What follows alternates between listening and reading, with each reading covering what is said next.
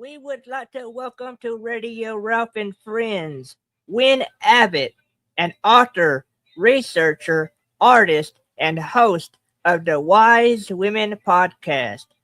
I'm Radio Ralph, joined by JC. Enjoy the program. You're appreciated. Once upon a time, not that long ago, everyone would gather round their transistor radios. There were zoo crews and shock jocks and boss jocks and pranks. There were callers and prizes, people with weird names. But that time it has faded. Even now there are days when all you need is a laugh. Thank God there's one DJ left. He's Radio Ralph. Now the red light is on, so just tune on in. Welcome to the show with Radio Ralph and his friends. Okay, we're here. Hey! Wow, So that's a good introduction. I want to follow up with what you said, Ralph, because I want to bring our guest on in the best way possible. Wyn, you are with the Wise Women podcast, but the Wise Women podcast, if I understand correctly, has a lot to do with maybe ancient gods, polytheism, things like that. Is that correct? It is. It's all about ancient mythologies and ancient cultures and history. And it's how they merge together, because we kind of see myth as fiction and stories and history as truth and fact, when actually that's not always the case. And there's very much a merging. So we're looking at all of that, the myths that have influenced who we are and where we are now. Now, do you think, and I just want to, I'm just curious about this, when you think about the past and the way people see people of the past, especially when they think of the polytheism and myths and legends and things like that, I call it historical supremacy. It's almost a form of kind of racism where the people in the modern era look at our literal ancestors who's biologically and neurologically were exactly the same as we are today, but they see them as foreign and dumb and like weird and like, don't you think there's a prejudice to that when we look at the people who we came from and we judge them based on these ideas that we have in our head of how great and powerful and mighty our technologies are and our world is? But I think that the human being is essentially the same human being. Oh yeah, no, they are human beings. Yeah, I think that there's always been that kind of the fight for supremacy, the fight for power. It's about who can claim power, who has power.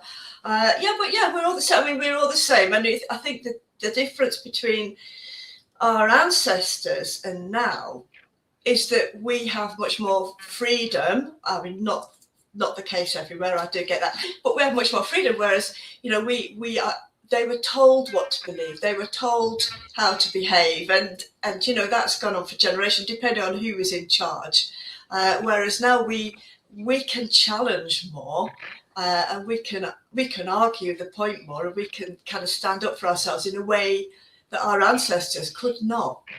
But wasn't there this thing where there was a bit of a feral, like, okay, so for example, the idea of like where they would throw the tomatoes at the king and people would do those kind of things, like people were a bit wild when they were upset. They were a bit more wild. They had to be a bit more contained because they would literally cut a king's head off, okay? They would do it if you made them mad. And so now though, I feel like we're so like this because we talk like this and we talk so freely, we've almost subjugated our power. Because we feel like because we can do this, well, the king can do whatever he wants because we still are under rule of some kind. We're still subjugated to a degree. So we accept whatever little penance they give us because we get all these little provisional freedoms. So we'll never I don't feel like we stand up to kings the same way we used to. I don't think we did stand up for kings before, really. I think that, if you're looking, are you looking at ancient kings in mortal, or you're looking at the gods and the goddesses? I mean, what? Well, I'm thinking thinking maybe more like governmentally society, but I do want to get to the gods because I think there is a need for polytheism. There's a need for the gods even today because I think we've replaced, and I don't know if you know this guy Nietzsche or not. Do you know Nietzsche? Oh, sorry. Friedrich Nietzsche. Do you know Nietzsche? Yeah. Yes. And he wrote something. It was controversial at the time. He wrote these words, God is dead. But what he wasn't saying, he wasn't like this nihilist atheist guy. He was saying the old world is fading. The new world is coming up. And if we're not careful, we're going to replace the old gods with new gods.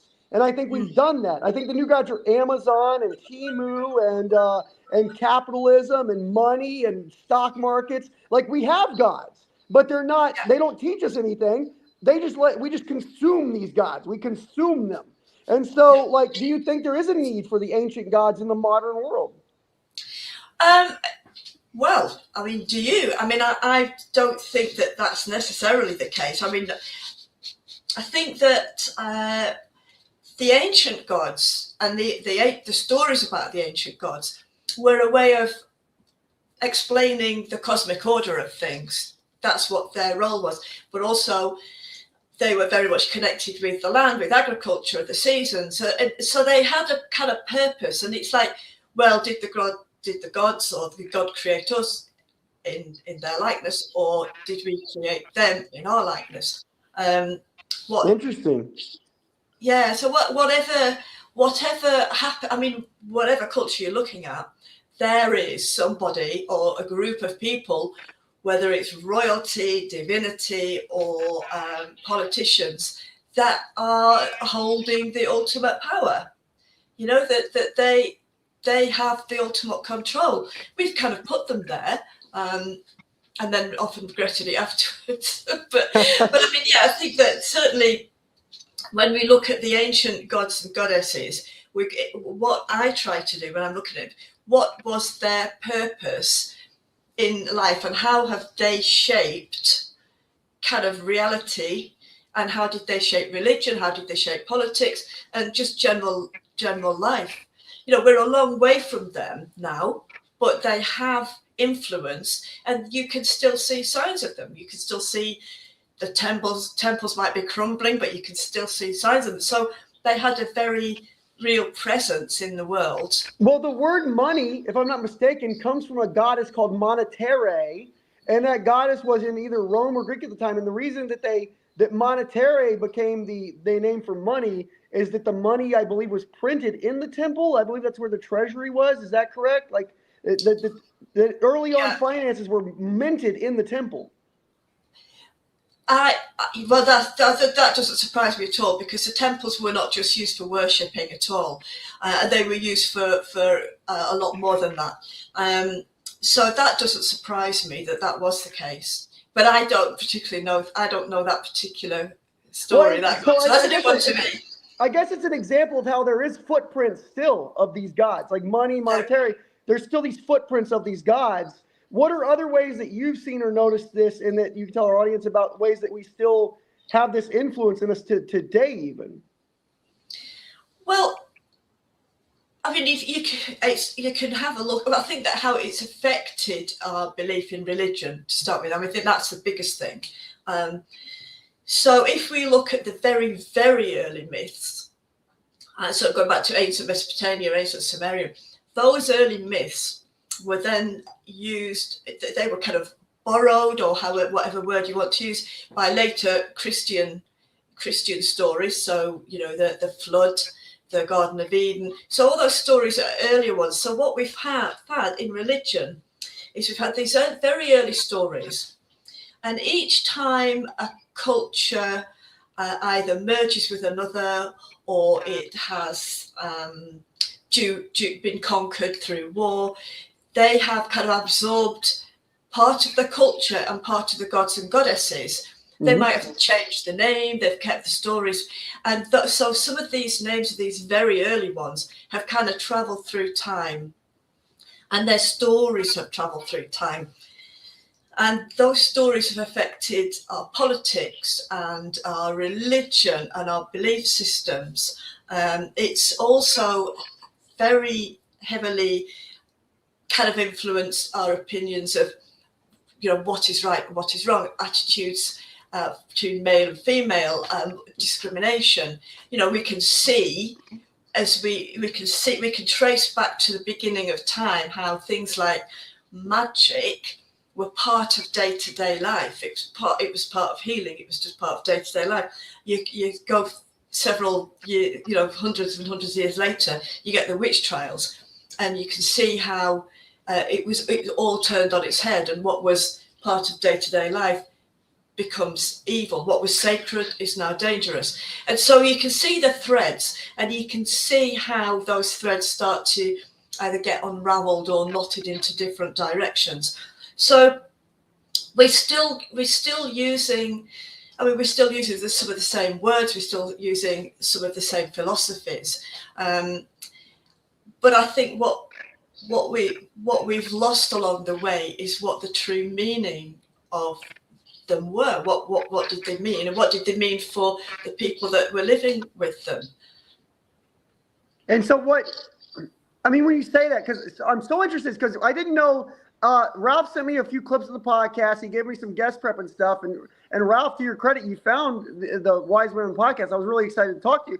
And it's interesting because as I'm talking to you, Wyn, you almost sound, I didn't know what to expect, but it sounds like you are really looking at it from a very pragmatic historical context. And there's a distance, it sounds, between you and the ancient gods, as you see yourself as more of an observer, maybe. So do you have any beliefs in this, or do you see it as that these were like a very practical way for people to understand complex things and pass knowledge down through fable, through myth, through fairy tale? Like, how do you see it? Because I thought you might be all into this stuff, but the way I hear you, you sound like almost like a scientist observing it from a distance, you know? Well, I do believe there's something. I don't know what. I don't believe it is a specific god. I don't believe that. But you see, I study the different ancient gods and goddesses all the time, and what I see is archetypes. So when people say they work with a specific god or goddess, I think they're actually working with the archetype about what that god or goddess means, what they epitomize, and what the person needs at that time. So it might be strength, it might be whatever. So, but I think that's what it's about. So yeah, I'm someone that kind of like never wants to kind of stop asking the question, I'm always asking the question. So when somebody gives me an answer, I think, yeah, but where did that answer come from? Or where did that answer come from? So yeah, so I go back and back and back and back. So when I start to look at these gods and goddesses, it might start with one. So just supposing I was, say, looking at Aphrodite, the Greek goddess Aphrodite, and that you look at these cultures and they just seem to appear. They might be given an origin story, but they just seem to appear. But actually, when you look back, you see that in another culture she was a different goddess, and in an earlier culture she was a different goddess. In an earlier still culture she was a different goddess again. So you start to see the thread, and you start to see that. So No, I'm listening to you, but I'm just because I recently heard something similar. It's like Judaism was very influenced by Persian and Babylonian and Egyptian cultures, right? So you see this phrase in the Bible, King of Kings is in the Bible. Well, King of Kings actually is the way they would beseech the Babylonian king, the Babylonian court. If you were to be put on trial and you were to beg for mercy, you would beseech the King of Kings. So that comes from Babylon, but it made it into the Bible so much so now that they call Jesus the King of Kings. Modern Christians today, even on today, 2026, Christians see Jesus as the King of Kings, which is a Babylonian court thing. It has nothing to do with even a god. It's a court term from Babylon. So I do see this blending, but do you think it's possible if you go back and you go back and you go back and you see what you would call this archetype? Is it possible the archetype itself has a root in something very real, and it's just been lost through the telephone game of history? Well, I mean, none of us are going to know that question for a while, are we? But I think that, but I mean, you're right. But I mean, I think that when we're looking at the Bible, I'm going to take you way back first of all, because you're talking about kings. So if we look at the ancient Mesopotamian, ancient Sumerian goddess Inanna, she was a very powerful goddess. Say the name again, Inanna. Inanna, she later became Ishtar, which is probably better known as Ishtar. So she changed. So she was known as Inanna. And she was one of the first written records we have, because prior to that era, we didn't have written records. All the findings were in cave drawings and burial finds. Whereas this was, but with her, we had the cuneiform tablets, so things were pressed in clay, they were preserved in stone. So she would be someone who would bestow kingship on the land. So the goddess represented the land. She was sovereignty, and she would choose the king. So kings ruled by divine blessing of the goddess, and that's gone through nearly all myths and different cultures. So when you're talking about the King of Kings, so all the kings that were said to be ruling by divine power, it was because of the divinity. So that was always the goddess, and of course now when we're in the Christian God, it became the god. So it was like the kings believed that they had the divine right to rule, and they were the intermediary between humans and the god or the gods and goddesses. So that, quick aside, see, Ralph, I want to bring you in for a second. Quick aside, because what she's saying is really interesting to me. Because I think about this when civilization, Mesopotamia and Samaria, kind of the cradle of civilization, I think we'd call that, between the Tigris and Euphrates River, which I think is where kind of Iraq is now. Okay, so the thing about this is, Ralph, which I think is interesting, is it started with kind of grain silos and bread, right? Somebody would have a big grain silo and a lot of land, and then they would be able to feed a large group of people. Well, if the large group of people, used to be before that in a tribal community living, pre-civilization, everything was shared amongst the tribe. But eventually one guy has a grain silo and he has to justify having everything.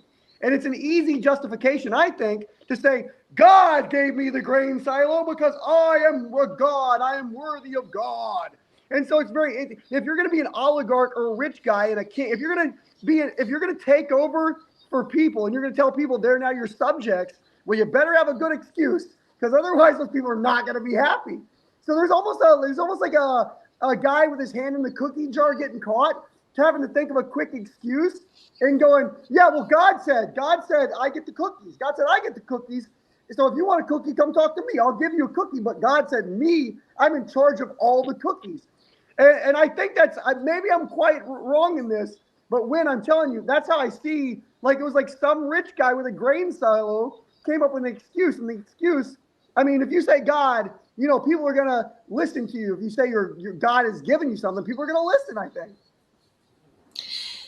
Yeah, I think you're right, and So if you say that God has told me this, I mean, if somebody was to say that now to you, say, "No, God said that I've got to have all this," you would be believed. But I think things were different. Things were different, and but yeah, I mean, usually with the grain, it was the grain goddess, and she was the goddess of the grain. So that's the other thing about all these ancient gods and goddesses. As I said, they were about the cosmic order of things, but they all had a specific role, and their specific role was in the cosmos. And it was like, so you had the sun god, or in some cases the sun goddess, the moon goddess, and in some cases the moon god. You had the storm god. The storm god was needed to nurture the land, to water the land. And you had the grain goddess. So all of these different gods and goddesses had a specific role in the land and nature. And that when we started to take ownership of the land and power change, it was these power changes. And I mean, I can't give you a specific thing, but you can trace back how power is seized and what have you. But I think you're right. I think in the early communities, people shared things. They worked together on the land. They shared things together. They worked together, and over time, I don't know. Have we got greedy? People have taken more than their fair share. We go so far back, and life was very different to what it is now. But they worked with the land, and they worked with what they've got to work with the communities, because life depended on it. Whereas now we can nip down to the supermarket, do you know what I mean? That life was very different. They had to, so their divinity was very much in relationship to life, to living, staying alive, and to the seasons. So, they were very, very knowledgeable about the stars and the sky, but equally certain phenomena would have been frightening, because it was like seen as they'd upset the gods, or do you know what I mean? Now, do you think if you were to look at that world and today's world, do you think there's any benefit to this idea of things being in relation to one another, whereas now we kind of live in a world of self? Do you think there's a benefit to this idea of relation to nature, relation to each other, relation to everything? Is that a beneficial way for the human mind to think, or is it better now in the modern era? Like, if you were to compare the two, how do you feel about that, being that you study it so much? Well, of course there is. I mean, I think I think that if we ignore nature, we do so at our peril. And it's easy to be detached from that. It's easy to be detached from that now, isn't it? Because, we've got very busy lives. We get up, we go to work, we do the shopping. We've got so much going on.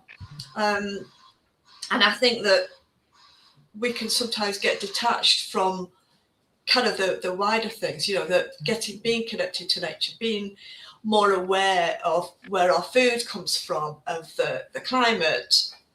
I mean, we all know that they're things that, I don't need to tell anybody because they're there. But we have, I think, become detached from that because life has become easier to get what we need. Mm-hmm. But then I also think there's more and more people now seeing that they've kind of lost something and they want to get more connected with nature again. And I think more people want to believe something, but they don't know what to believe. We don't know what's out there. We don't know. But we are more assertive about challenging certain things, challenging certain beliefs. So I want to ask you, because so as you talk about that, I think it pivots to the next, because I want to ask you about some specific like ancient gods I don't know a lot about, and ancient goddesses that maybe you know more than I do about it, hopefully. But I found a lot of people I know now, and I've known for a long time in my life. I've been fortunate enough to have I have a lot of long-term friends. And my first ex-wife, I have a few of them, she has become really into polytheism, into the ancient gods. She really believes in them, and she's been visited by them, things like this. And then I have a friend of mine, one of my best friends growing up, and he's become obsessed with Norse mythology and Odin and these gods.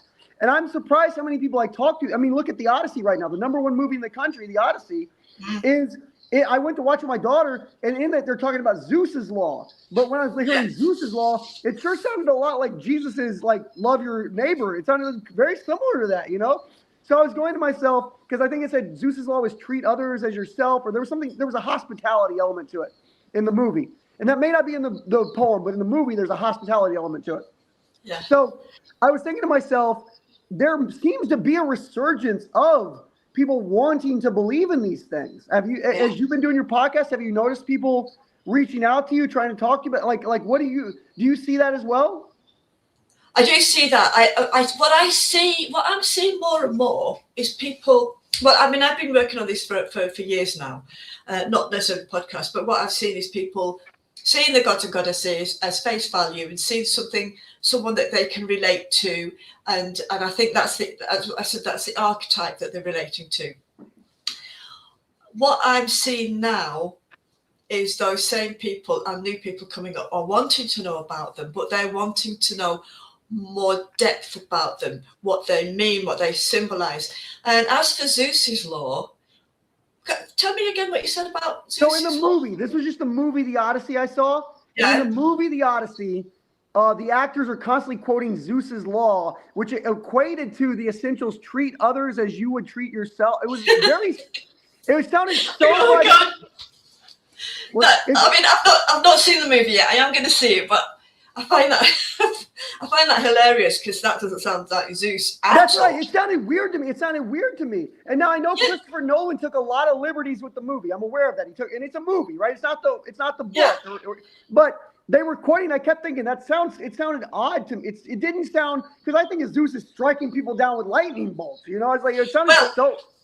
Yeah, I mean, well, Zeus is all about male power, sexual entitlement. I mean, he just did what he wanted when he wanted, and he caused chaos basically. But because he was the divine Greek god, nobody could argue with him, because he would turn you into a tree, turn you into a slug, or just strike you down.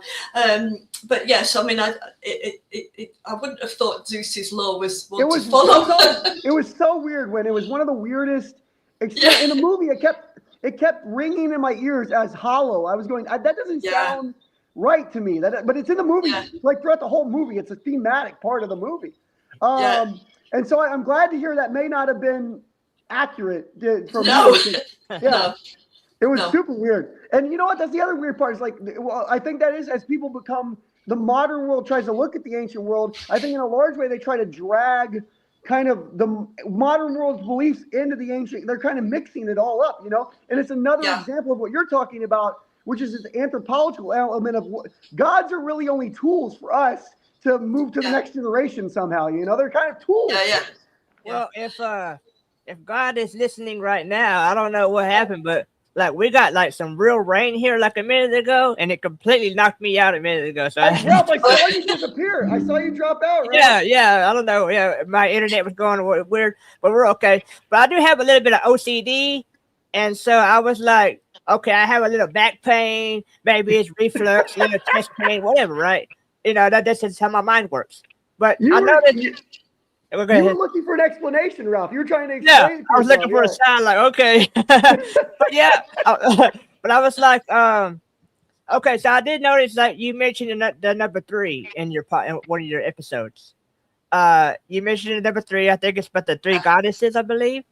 Yeah, and I was wondering, like, why that is so mentioned, like in mythology and so often, and like if that has any correlation. I don't know if you believe in or have heard of angel numbers. If that it's something that you hear about or anything.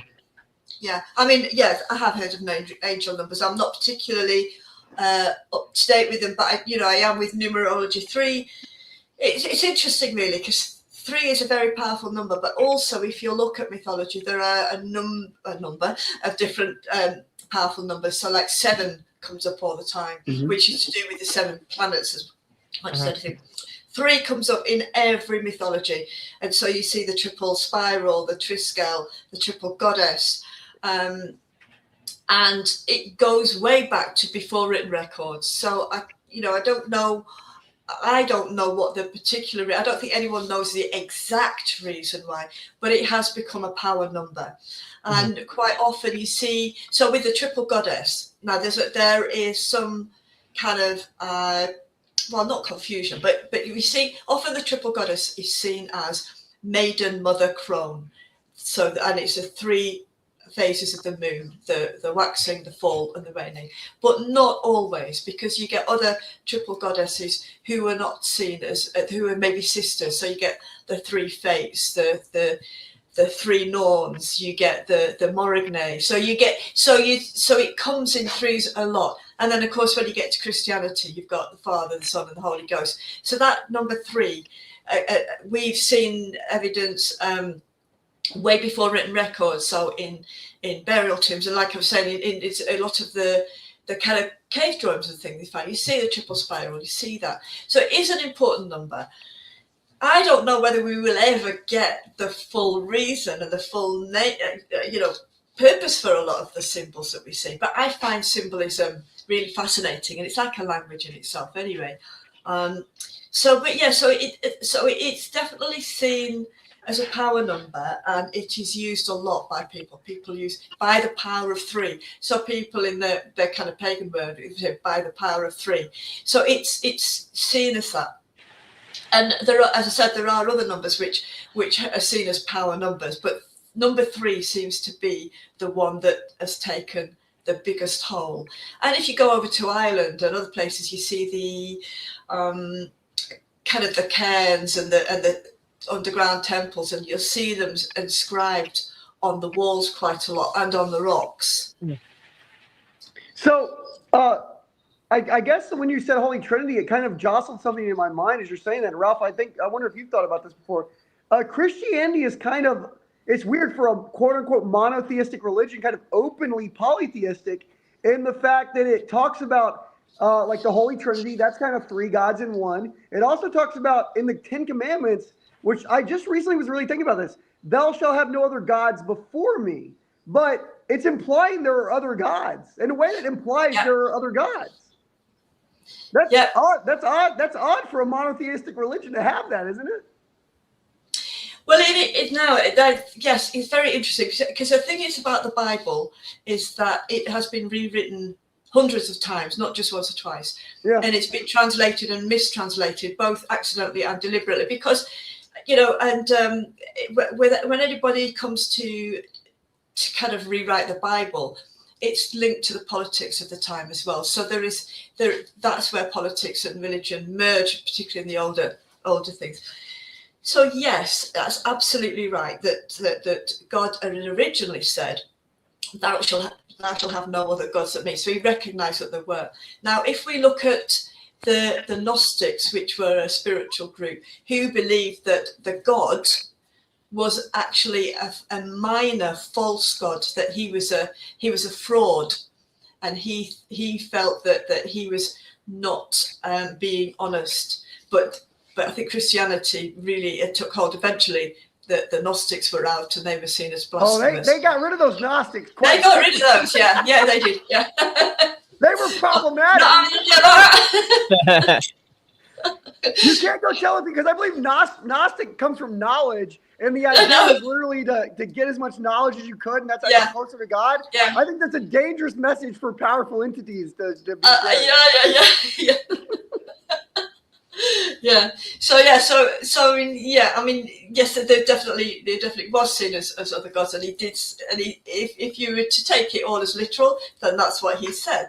So there's lots of things, and again, when he created Adam and Lilith, and then he created Adam and Eve, there's lots of different. There's some things that have been left out of the Bible, some things have been written out of the Bible, and some things have been changed.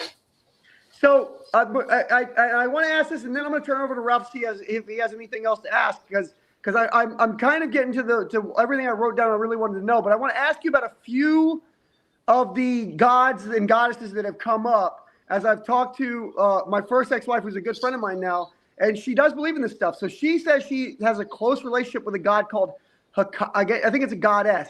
Hecate, or it's like Hecate. Hecate. Yeah, Hecate. Yes. What do you tell me about? What is this? I don't know this stuff. So what do we know about Hecate? Who is Hecate? Well, just done a podcast on her. It's going on next Friday. Oh, really? Yes. So So Hecate is a very, very popular goddess, and particularly amongst people today. So she is seen as a Greek goddess, although it is believed that she was much an earlier goddess from other areas. So she's often depicted with look in a triform, so she's looking in three different directions. She is a goddess of thresholds, of the crossroads, so very much about liminal spaces, when you're kind of that in-between space. I love liminal space. I love liminal space. Yeah. So I was thinking this is how I think of a liminal space. When I am where I work a lot of times in big event centers, and so I'll go from out, because I walk most everywhere I go. I walk or bike. So I'll go from this giant big sky, which is the same sky that the Chinese are under and the sky that I'll walk under today. When you go outside and I'm outside, we're under that same beautiful big sky, right? Yeah. So it's an amazing thing for me to think about. And I'll go from the giant aquarium, and I'll go before I get into the big building, I'll go into a little lobby. Yeah. And that little lobby is in between the big building and the outside. And to me, when I almost sit in that space for a minute, and I absorb that energy. It's the weirdest energy, is a liminal space. So she's she kind of thrives in liminal space, is what you're saying? That's where she is. Yeah. So she's a goddess of liminal space. She's a protector. She's often depicted with keys, which is, she opens doors. She's a protector. She's seen with 2 torches, so she guides the way. So she's a goddess who is very, very powerful. She was a Titan, and when Zeus and the Olympians fought the Titans, she fought alongside Zeus, even though she was a Titan. So she was given special dominion which she actually already had before I gave it to her, over, kind of all the elements of the underworld, the earth, the skies. And do you know about Persephone, Demeter and Persephone that went into I've heard Hades? Persephone. I don't know anything. Yeah. Again, this is all kind of like things I've heard about that I don't know much about. Yeah. Okay, so Persephone, she was abducted by the god of the underworld and taken into the underworld. And without going into the whole story, unless you want me to, then there was a compromise made that she would spend part of the year on the land and part of the year in the underworld. And again, that's related to nature, because when she's in the underworld, the land dies. Winter. And when she comes out in spring, yes.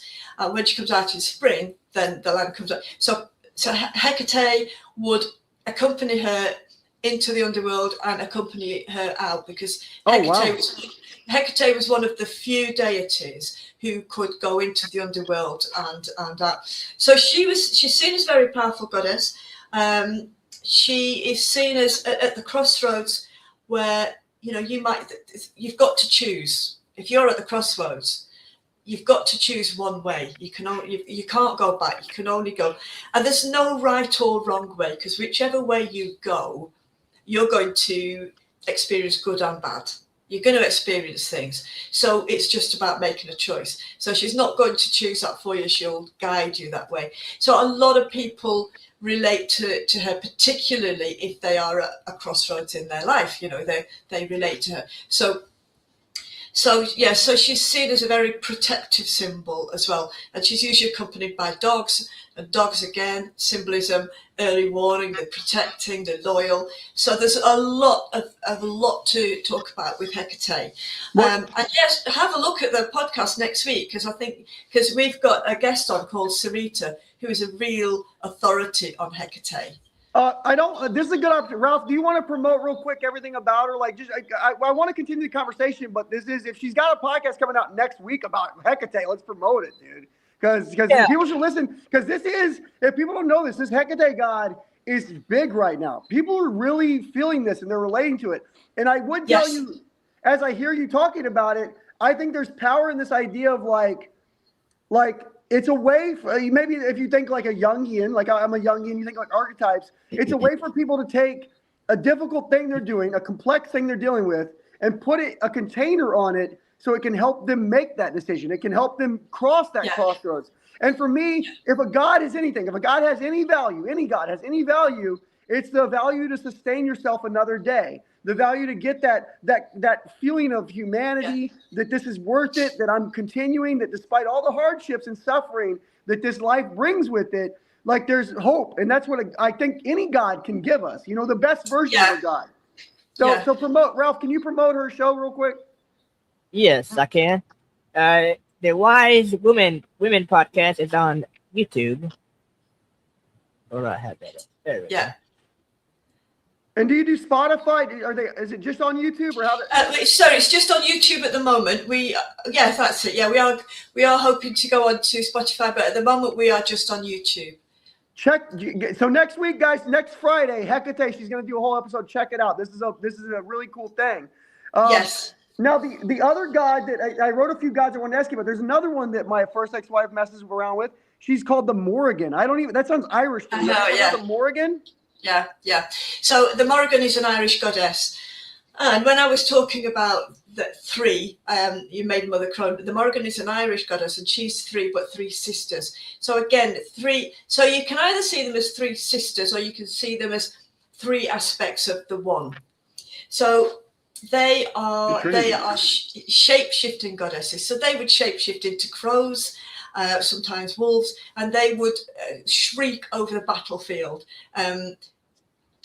confusing and scaring the enemies and supporting, their own people. So the Morrigan is a very, very well-known Irish goddess. She is one who sometimes people are quite frightened of working with her or approaching her because she's got this kind of a dangerous, kind of powerful. Oh, she has a danger element to her. Well, yeah, but I mean, not in a negative way. I mean, I suppose she's like a very strict teacher that's going to guide you where you want to go. She's not going to make it easy for you.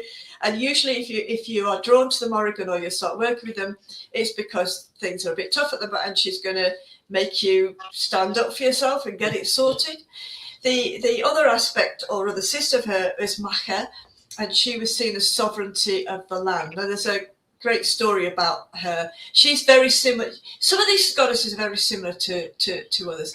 So she represents horses, and there's a great story of her where she had to race against the king's horses, and at the time she was heavily pregnant. So she raced against the king's horses, and she begged everyone to say, look, I'm in labour, and they wouldn't have any. They said that no, that you've got to race. So she raced the horses, and she won. And as she got over the winning line, she gave birth to twins and died. But just before she died, it's all again to do with winter and summer, by the way, that.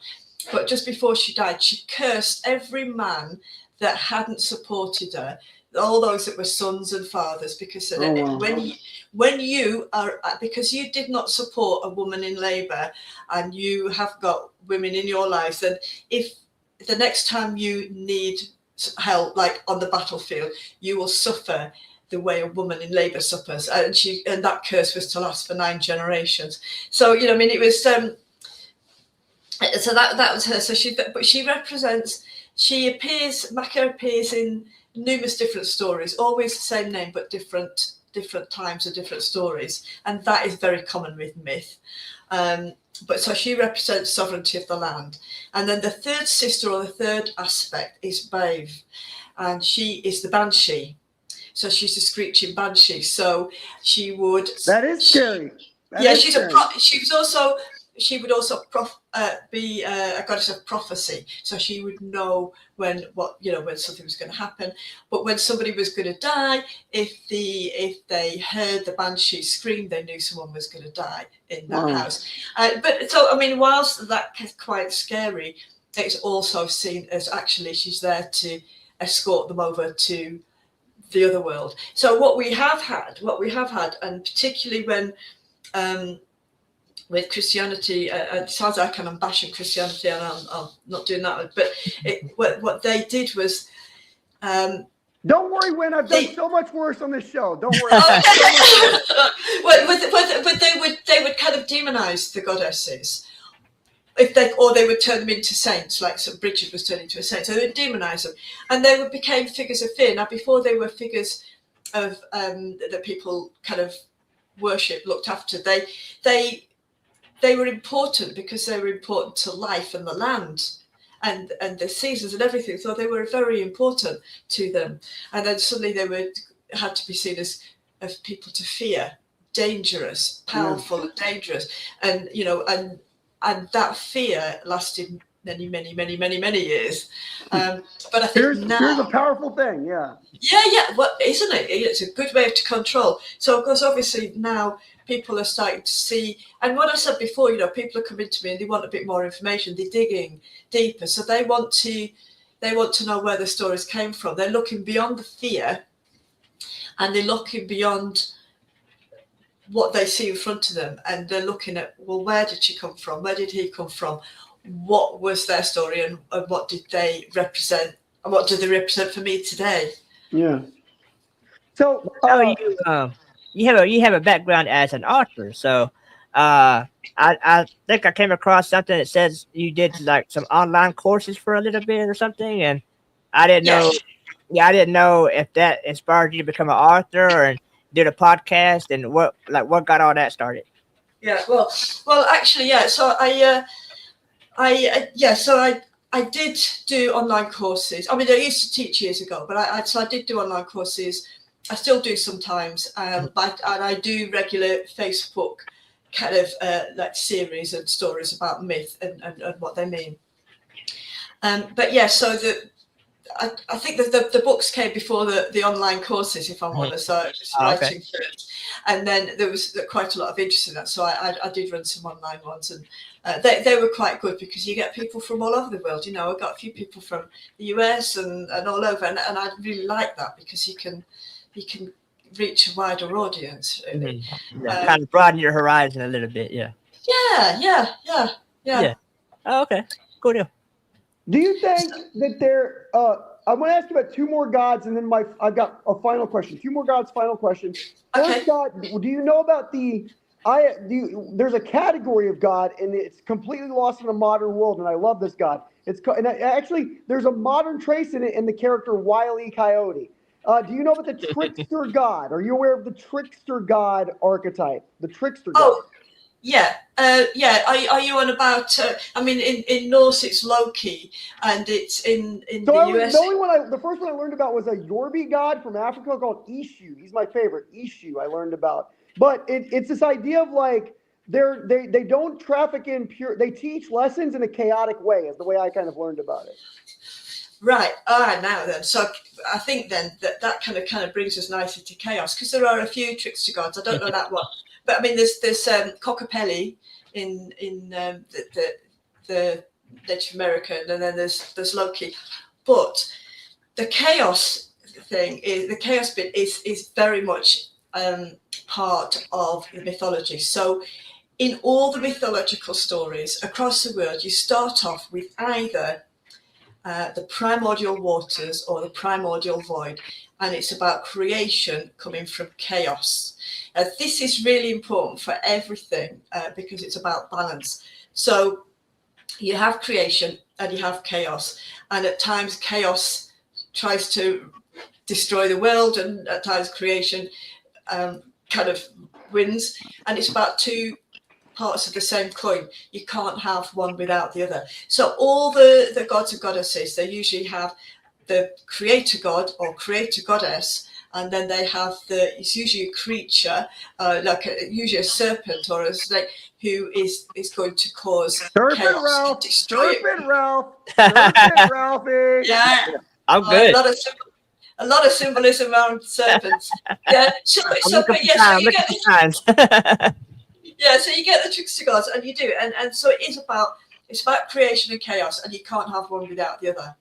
And so if you look at all the stories, you look at the ancient Egyptian, stories, it's about the giant serpent in the underworld trying to destroy creation, and the sun god surviving that and going to live and rule the world for another day. So there's a lot about trickster gods. So I'm going to give you the 30-45 second fairy tale of Ishu I read that made me realize what a trickster god was for you and Ralph. So in the Yoruba, it's in Africa. I love African history and culture and philosophy. Africa, I feel like is this rich continent of so much great culture and food and music. The banjo comes from Africa. So in the Yoruba religion, there's this god Ishu. He's a trickster god, and there's two like they're not brothers, but they're like close like brothers, like they're best friends. And these two best friends are in an African village, and Ishu wants to see how close their friendship. He wants to test their friendship, so he wears a hat, and half the hat is black and half the hat is red. And he walks down the road, and on one side of the field is this one friend, on the other side of the field is the other friend. And he's kind of like, they're always kind of showmen. They're always a bit like they're very performative, these trickster gods. So he's walking down the road, he's being performative, and on one side, one of the brothers sees the red hat, and on the other side, he sees the black hat. And they get together at the end of the day, and they go, "Hey, did you see that guy today that had the red hat?" The other guy's, "You're full of shit, man. He had a black hat." And they get an argument. And that argument creates a division in their family where it becomes like the Hatfields and McCoys. They just hate each other forever because they could never get over this argument. And then one day, Ishu shows up years later after their families have been separated, they've lost their friendship, and he shows them the hat. And he goes, "Everything's perspective." That's basically the lesson he teaches them. He says, "You were too blind to your own certainty to see your brother's perspective." And then like a typical trickster god, he smiles and walks away like, "Fuck you guys. You didn't get it. You didn't get the fucking lesson." And I'm sorry to use profanity, but like it was so, when I read that story, it was powerful to me because I said, we are blind only by our perspective, blinds us to other people's perspectives. And so I think a trickster god really does find that. If you want to talk, and why I also love Africa, it's because you have the Eastern world and the Western world. And what separates those two philosophies is the Eastern world says all is necessary. We need the chaos and creation together, the yin yang. We need both. Well, the Western world is about defeating the chaos and finding stability. The Western world really believes in its own ability to defeat chaos. And so you get that division between the East and West. Well, Africa kind of tries to find a centricism in that. And so I find it so interesting that literally the world is divided by almost, well, I don't know if longitude or latitude. What's the up and down? Is that the latitude or the longitude? Yeah. Whatever it is, that line really does demarcate our philosophies, really. Yeah. In a big way. Yeah. No, I've not heard that story before. I'm not as au fait with African myth, but I do love that story. That's really good. It's a funny one. Yeah. So Okay. The last god, this is a Where's Waldo god, okay? And the reason I say it's a Where's Waldo god is I think it's because it is probably European for sure, but I don't know, or it might be Egyptian, but it's come to one of my friends that's into this stuff has had a vision of a god, but they don't know what it is. He's like a ram-headed, got the ram horns, like big, kind of aggressive, kind of masculine-coded god. And he comes across as slightly dangerous, but also trying to teach you something. And the reason I ask is if you've ever heard of a god like this is because when my friend was telling me about this god, it's the only time I've ever felt. And I know when you are very like you like education, you like knowledge, but I wonder if you've ever had a physical experience in this regard. After I learned about this god, I cleaned a clinic at night. And I started having these visions as I had to cut all the lights off. You know, dark's very scary, even as an adult. Dark can be scary. So I have to cut all the lights off in the clinic and walk through this building. And I would have visions of this guy, this god, this ram-horned thing pushing me down the stairs. So every time I get to the stairs and I cut the lights off, I'd like run down them to like get away from the god pushing me down. So I know it's illogical. I know it's illogical, but it was in my head, right? It was literally in my head. And it was in my head just as real as anything. Have you ever heard of any kind of god that has like a ram-headed? I have. Okay. It sounds like the Greek god Pan. That's what I thought it might be. Yeah. Yeah. It was your experience. Well, it was my experience, but I know I thought it was something real. So tell me about Pan. I want to know about this guy. But okay, so Pan was so he had the horns and he is seen as a very important god in the Greek gods, and I think that it's interesting that you had that experience because, well, first of all, we've got any of the gods that had horns or antlers were later seen as the devil. The devil. So he often no, but it's because it was seen as okay, this isn't right, and they needed that stereotype, they needed that archetype to create a figure to be afraid of. So Pan was, I don't know how aggressive he was, but I mean, I don't have any particular. Well, here's the thing. I never got pushed down the stairs. I just always felt like he wanted to. That's all I'm saying. Well, to be honest, I would have said that if that was what was happening, he was trying to get your attention for a while and you haven't been listening.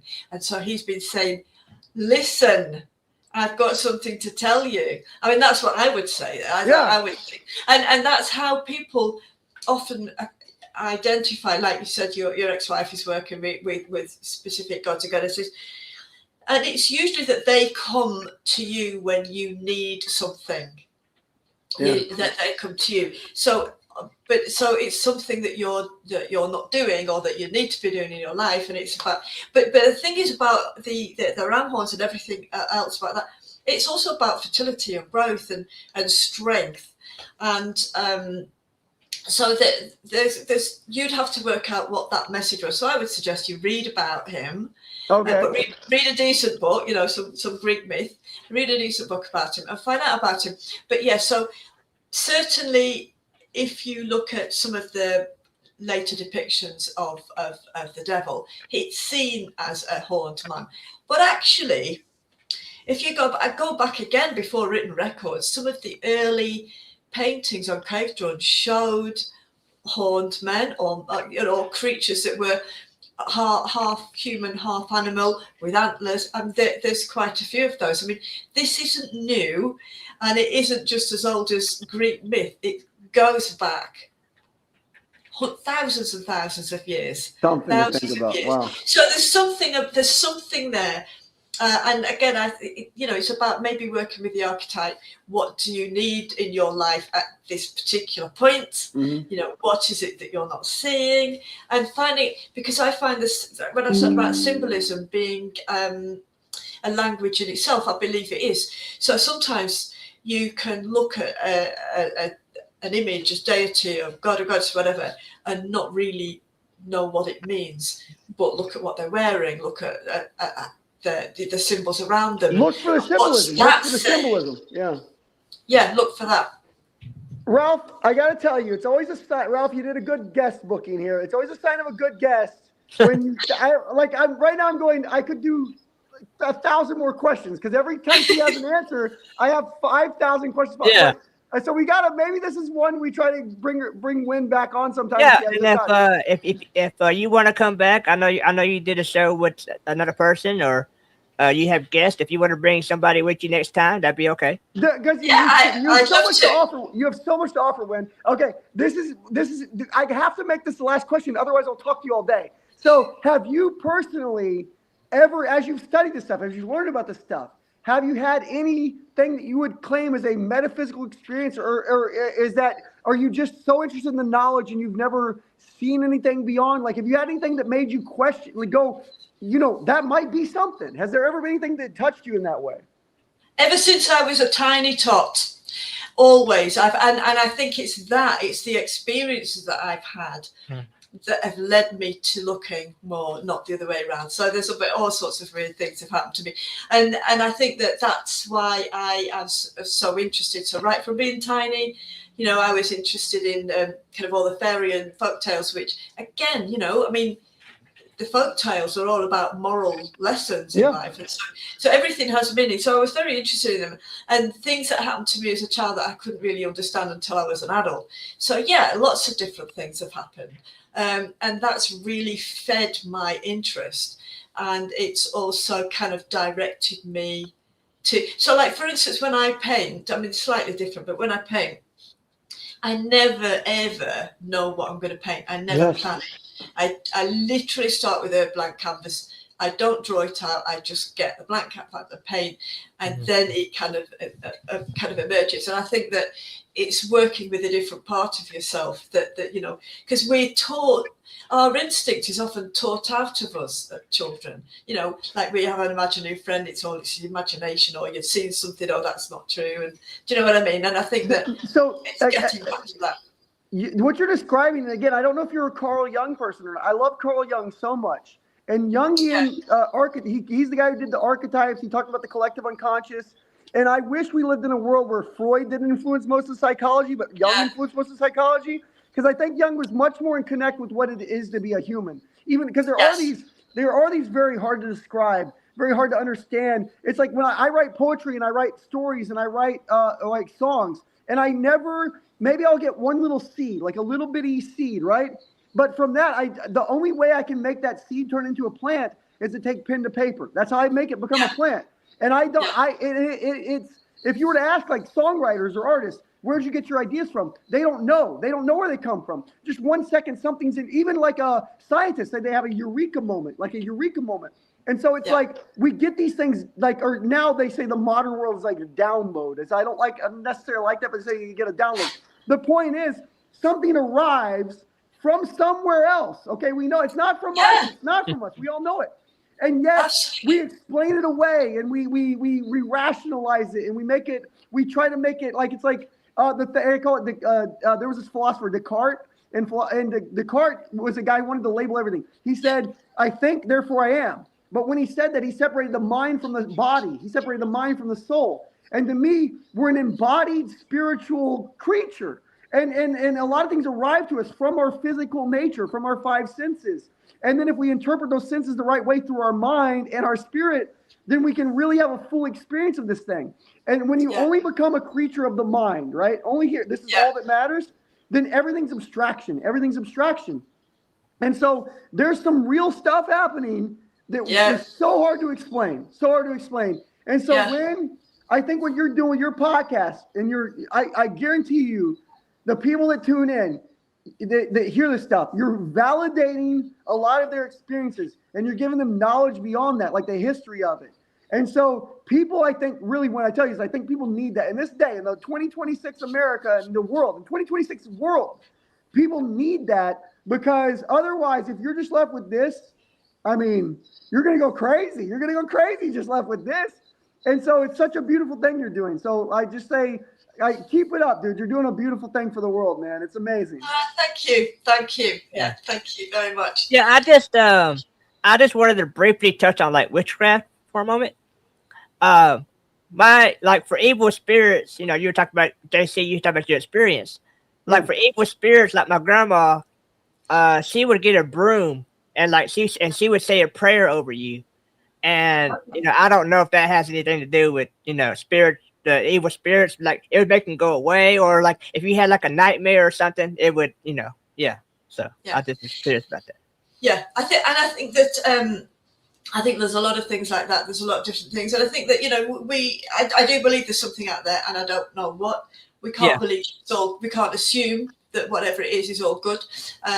I mean, the kind of our ancestors believed in demons and what have you. I mean, demons were never evil in the early world. It was when the kind of Babylonians and the Hebrew took over that word, it became evil.